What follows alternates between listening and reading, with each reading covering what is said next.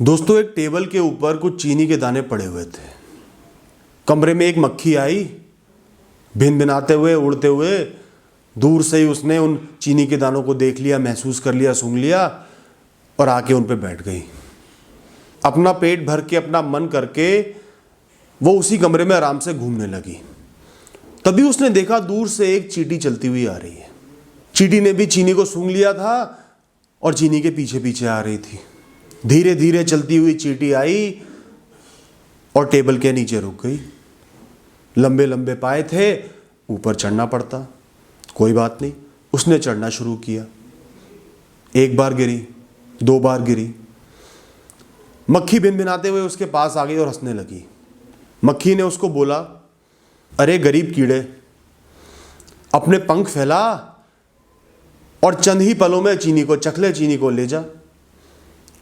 अरे तेरे तो पंख ही नहीं है, बिना पंख के तू कैसे इस टेबल पे चढ़ेगी, कैसे चीनी को खाएगी?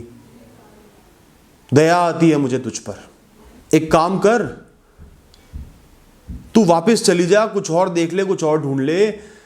कितनी मेहनत करेगी, कितनी बार गिरेगी, परेशान आ जाएगी। चींटी मुस्कुराई।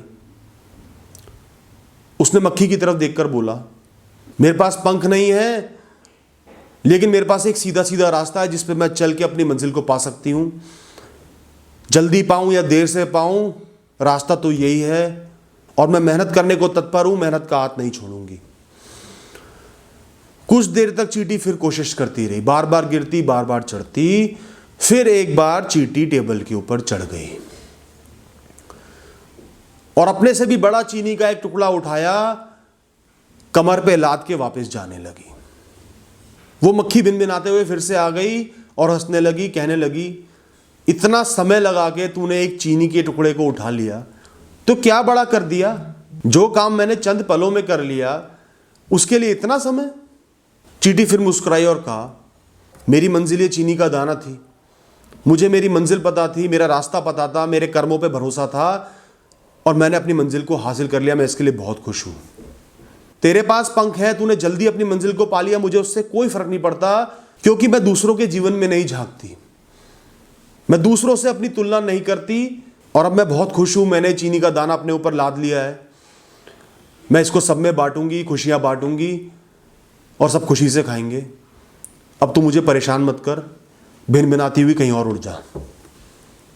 अब की बार चींटी हंसते हुए चली गई और मक्खी भिनभिनाते हुए वहां से निकल गई। तो दोस्तों, आपको सब लोग आइडिया देते होंगे कि स्मार्ट वर्क करो।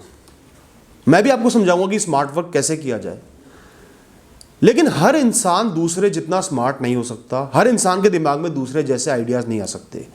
कई लोग आपको बोलेंगे, कोई बेहतरीन सा आइडिया ढूंढो ना, मेहनत करने से क्या फायदा? अरे जब एक बेहतरीन आइडिया नहीं आ रहा, हमने भरसक प्रयास कर लिया, तो इसका मतलब ये थोड़ी है कि हम हार मान के बैठ जाए, मेहनत ही ना करें। उस मक्खी के पर थे, उसने चंद ही पलों में उस चीनी के दाने को खा लिया, तो इसका मतलब ये थोड़ी है कि चींटी हार मान के और प्रयास करना ही छोड़ दे और रोते हुए घर चली जाए। दोस्तों, मैं हमेशा मानता हूं, अगर मेरे पास कोई पाथ ब्रेकिंग, कोई जबरदस्त आइडिया नहीं है, तो मेरे पास मेहनत है। मेहनत आपको बहुत ज्यादा सक्सेसफुल ना बनाए, लेकिन सर्वाइवल की गारंटी देती है। आपको एक सम्मानपूर्वक, एक इज्जतदार जीवन की गारंटी देती है। जल्दी पाओ, देर से पाओ, अपने सपनों को पालोगे। तो मेहनत का दामन कभी मत छोड़ो और लोगों को देख के विचलित मत हो, कंपैरिजन मत करो कि यार ये तो 20 साल की उम्र में एक बड़ा बिजनेसमैन बन गया, इसके पास तो बहुत जबरदस्त आइडिया था और मुझे देखो, मैं तो पढ़ाई कर रहा हूं। ये देखो कि आपके पास क्या है। आइडियाज की तलाश करो, लेकिन कोई आइडिया नहीं मिल रहा, कोई तरीका नहीं मिल रहा, तो मेहनत का दामन कभी नहीं छोड़ना। तो दोस्तों, अगर आप आज एवरेज हो, मीडियोकर हो, कोई शर्मिंदगी की बात नहीं है। ये आपकी लाइफ है, ये यूनिक है। आपके पास कोई बढ़िया आइडिया नहीं है, कोई अपॉर्चुनिटी नहीं है, तो भी कोई बात नहीं, ये भी आपकी लाइफ है। इससे डील करना है और ये देखना है कि मैं बेस्ट क्या कर सकता हूं और मेहनत करनी है बस। और लाइफ में हमेशा खुश रहो और सेटिस्फाइड रहो। All the best.